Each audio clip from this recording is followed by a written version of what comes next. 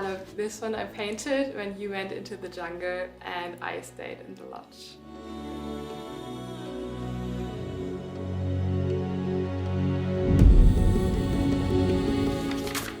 There they are.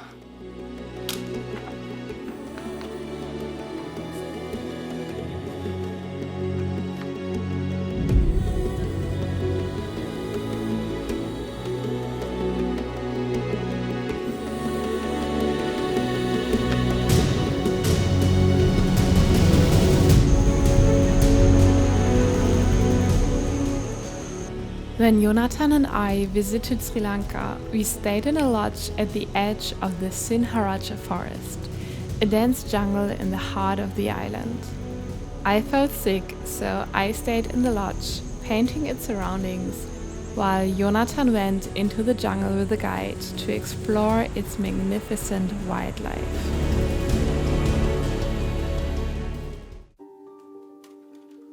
While I paint some of it, I will share 5 principles about realistic watercolor painting.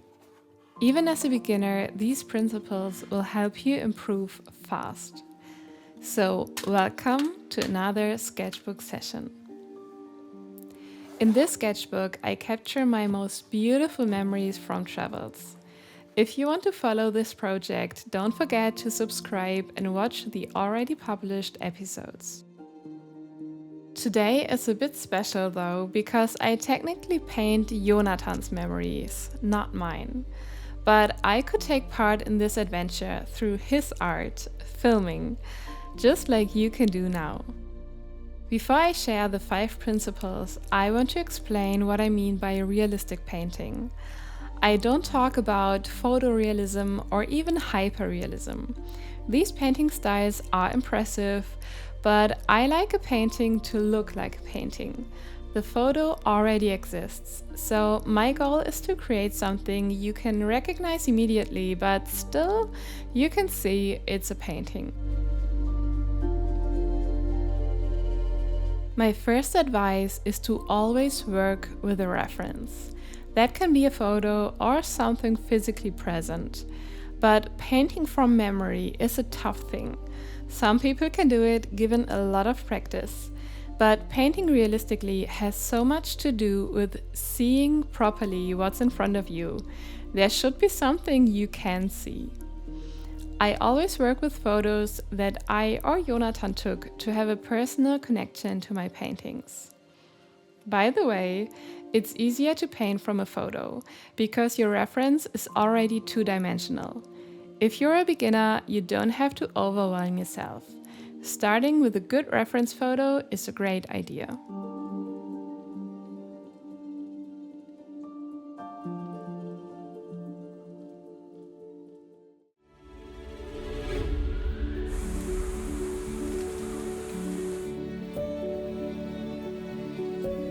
You're only allowed to enter the Sinharaja forest with a guide. Not only to protect the precious wildlife in nature, but also because you can easily get lost in the dense greenery and there live several poisonous animals. Learning a new skill can make you feel just as lost, even though trying to paint is not dangerous. So I want to be the guide leading you through all the ebbs and flows of learning watercolor painting. To provide an easy start, I created a PDF guide with step-by-step tutorials, drawing templates, and color mixing recipes. You can join my free newsletter and download the guide as a welcome gift. Just follow the first link under the video.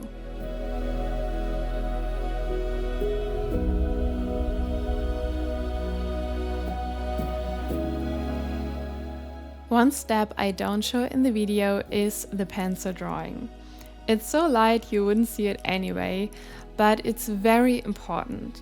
Your drawing is the foundation of a beautiful painting. So our second principle is to start with the drawing. All the proportions and the perspective need to be right. With a pencil, you always have the option to correct what's not working. I love to start with my watercolors when the drawing turns out great, because I know I can enjoy the process and have fun with the colors without worrying too much about the right placement. Yes, it takes some time and maybe you are a little bit impatient to start with the colors right away. But without a good plan, you probably will get frustrated later. Take the time you need to plan your page and what you want to include. Then work on that drawing until it's a great foundation for your painting.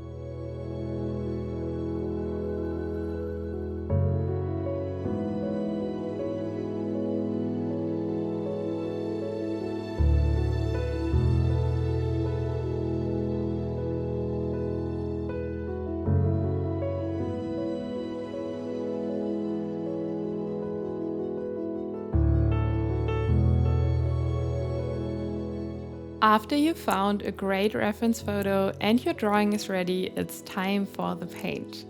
But there's one thing that's even more important than color. You need to get the lights and the shadows right. In other words, the values need to be right.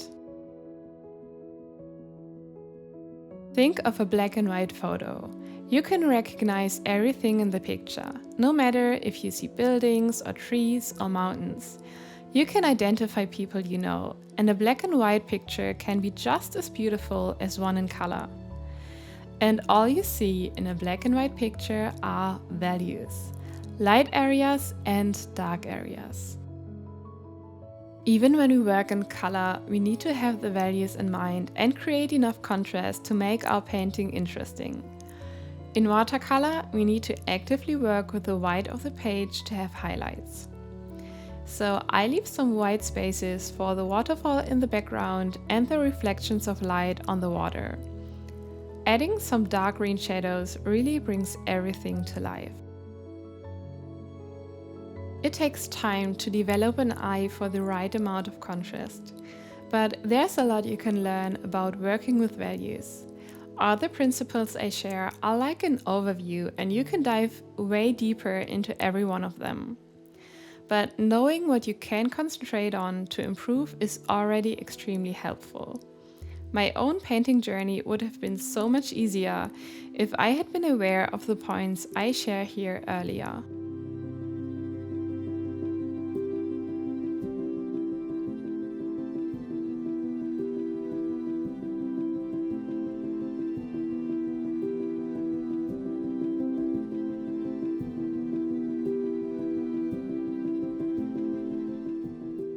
The next principle is about color.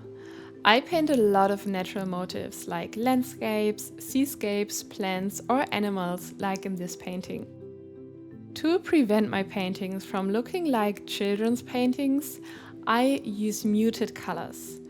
If the colors look too bright and saturated, they won't look natural anymore.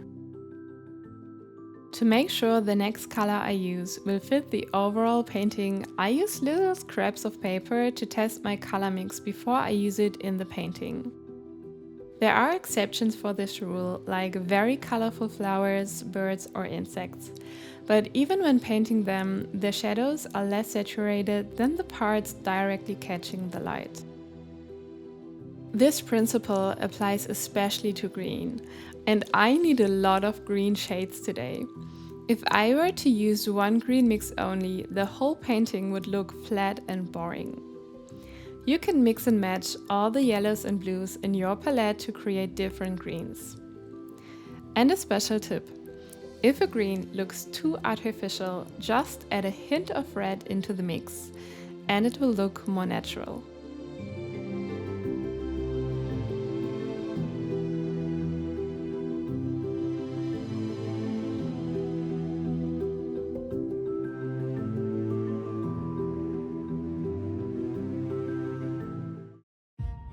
Before I share my last principle, I need to tell the story behind the next part of the painting.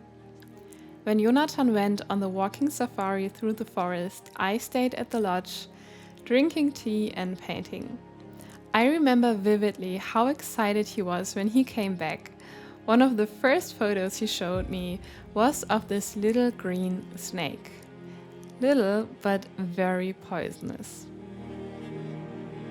So my first question was, how close did you get to that snake to take the picture? I know our camera and I know that it doesn't have such a powerful zoom.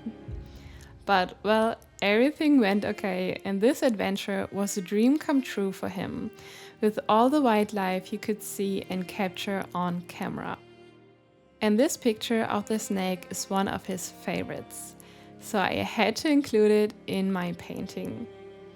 However, I think it's a good idea to get a zoom lens for the next trip as a kind of life insurance.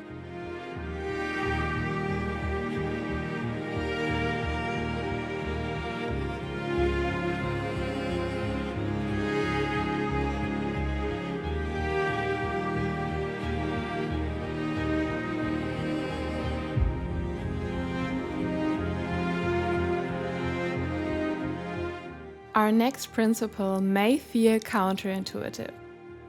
To create a realistic painting, you don't have to paint every detail.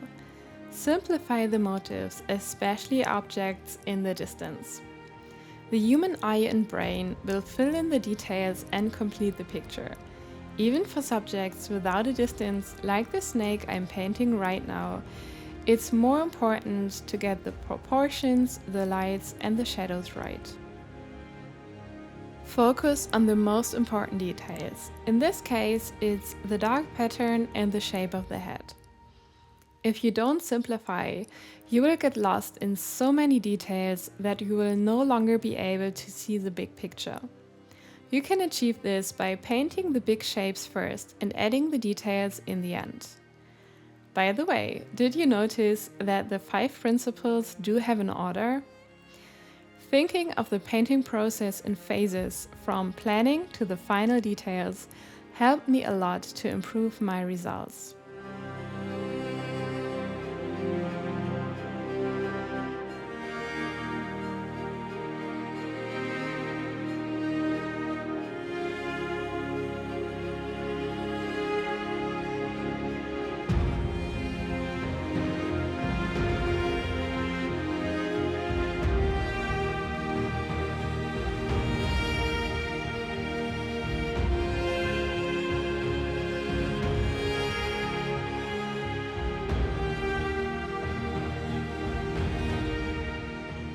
I believe so many people are fascinated by realistic paintings because they capture the essence of a place.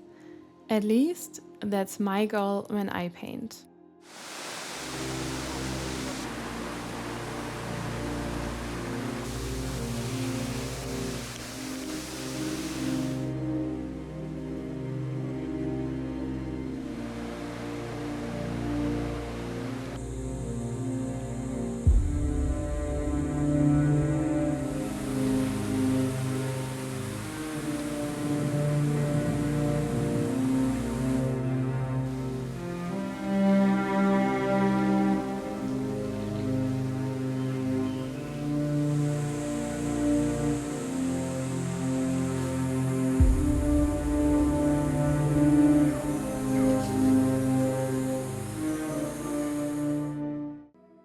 I love the footage of this giant centipede and the ants.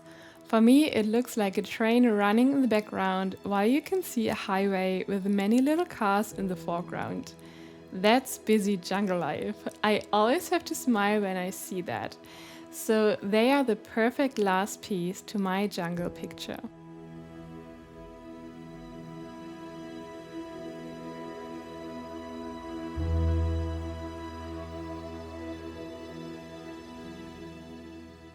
To sum up, I can say it takes patience and practice to paint like I do today, but the principles I shared are a great starting point.